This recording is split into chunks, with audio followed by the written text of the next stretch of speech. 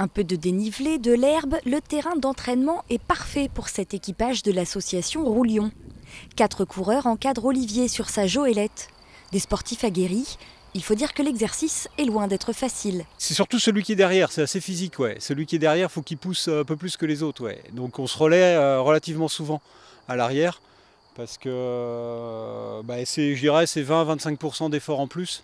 Un effort qu'il va falloir fournir samedi prochain lors du championnat du monde de Joëlette en Charente-Maritime, puisque les coureurs seront au nombre de 4 maximum. Quand on participe avec Roulion sur des trails, que ce soit en Vendée ou ailleurs, nous on essaye d'être 7, 8 ou 10 parce que du coup on tourne autour de la Joëlette et on fait des relais. Alors que là les conditions du règlement sont de 4 coureurs, quoi. Pas de quoi affoler cet équipage, ravi de participer à cet événement sportif, mais avant tout solidaire. Accessible sans sélection, le championnat est ouvert à toute personne en situation de handicap moteur, sensoriel ou mental, entourée d'une équipe de 3 à 4 coureurs. Participer à un championnat du monde, ce sera une première pour les 2 équipages de l'association Roulion.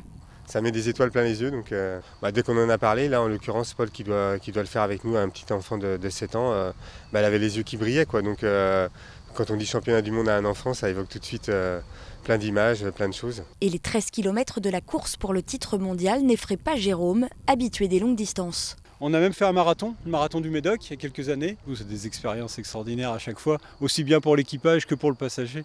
C'est toujours des sourires, des souvenirs extraordinaires. Et, ce sont des très très beaux moments. De voir les chemins et tout ça, ça me plaît beaucoup.